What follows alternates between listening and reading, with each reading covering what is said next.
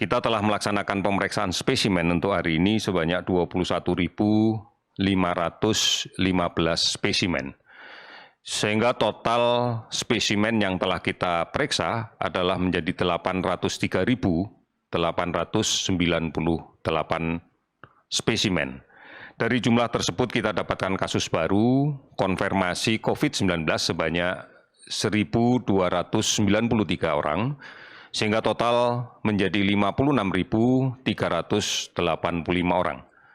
Kalau kita lihat sebaran kasus ini, yang pertama adalah bahwa Jawa Timur menambahkan kasus baru sebanyak 331 orang, namun juga melaporkan 121 sembuh. Kemudian DKI Jakarta hari ini melaporkan 193 kasus baru dan 394 sembuh. Kemudian Jawa Tengah melaporkan 153 kasus baru dan 50 sembuh.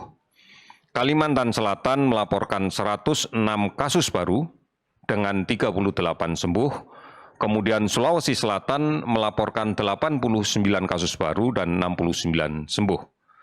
19 provinsi hari ini melaporkan kasus di bawah 10. Sementara ada 7 provinsi yang hari ini melaporkan tidak ada penambahan kasus baru. Di antaranya adalah Bangka Belitung, kemudian Bengkulu, Jambi, Kalimantan Barat, Kepulauan Riau, dan Nusa Tenggara Timur. Saudara-saudara, kasus sembuh kita sudah cukup banyak.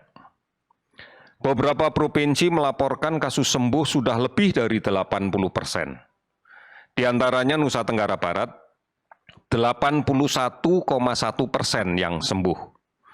Kemudian Kalimantan Timur, 73,7% sembuh. Yogyakarta, 85,3% kasus yang sembuh. Gorontalo, 80,2% yang sembuh. Sulawesi Selatan 82,3% kasus yang sembuh. Kalimantan Utara 73,5% yang sembuh. Lampung 79,3% yang sembuh. Kemudian Sulawesi Barat 72,8% kasusnya sembuh. Bangka Belitung 86,8% yang sembuh. Bengkulu 71,2% sembuh. Kalimantan Barat 81,9% yang sembuh. Kepulauan Riau 81,6% yang sembuh dan Riau 73,5% yang sembuh. Angka persentase sembuh global di tingkat dunia adalah 50,3%. Artinya begitu banyak provinsi kita yang sekarang mencapai angka kesembuhan di atas 80%. Total sembuh yang kita catat pada hari ini adalah 1.006 orang yang sembuh. Sehingga akumulasi sembuh adalah 24.806 orang. Sudah 449 kabupaten kota yang terdampak di 34 provinsi. Kita masih melakukan pemantauan terhadap 43.797 orang ODP dan kemudian dalam pengawasan 13.182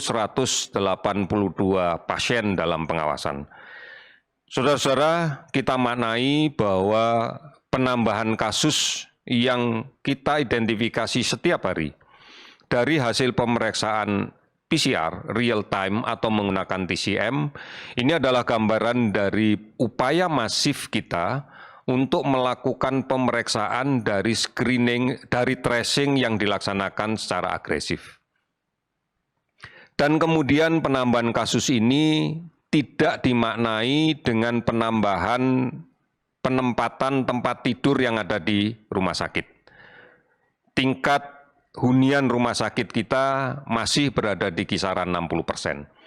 Artinya kasus-kasus positif yang kita temukan adalah kasus positif tanpa ada indikasi perawatan di rumah sakit. Artinya kasus ringan atau kasus tanpa gejala yang mengharuskan dilakukan isolasi secara mandiri. Gambaran ini semakin menegaskan komitmen kita bahwa melaksanakan protokol kesehatan menjadi sebuah keharusan. Di tengah-tengah kita banyak saudara-saudara kita yang membawa virus ini. Positif dari pemeriksaan PCR atau TCM, tetapi tidak memiliki gejala yang diindikasikan harus dirawat di rumah sakit. Sehingga mereka melaksanakan perawatan atau isolasi secara mandiri di tempat tinggalnya masing-masing. Ini tentunya dibutuhkan disiplin yang kuat, komitmen yang kuat dari yang bersangkutan, agar tidak menular ke orang lain.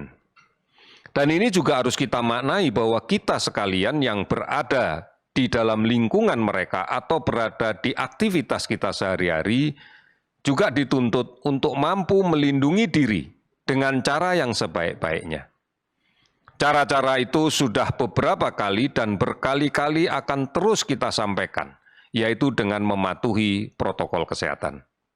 Menjaga jarak secara fisik dengan orang yang ada di sekitar kita, setidaknya pada jarak lebih dari 1 meter. Menggunakan masker, siapapun, dan kemudian secara sering rajin mencuci tangan dengan menggunakan sabun.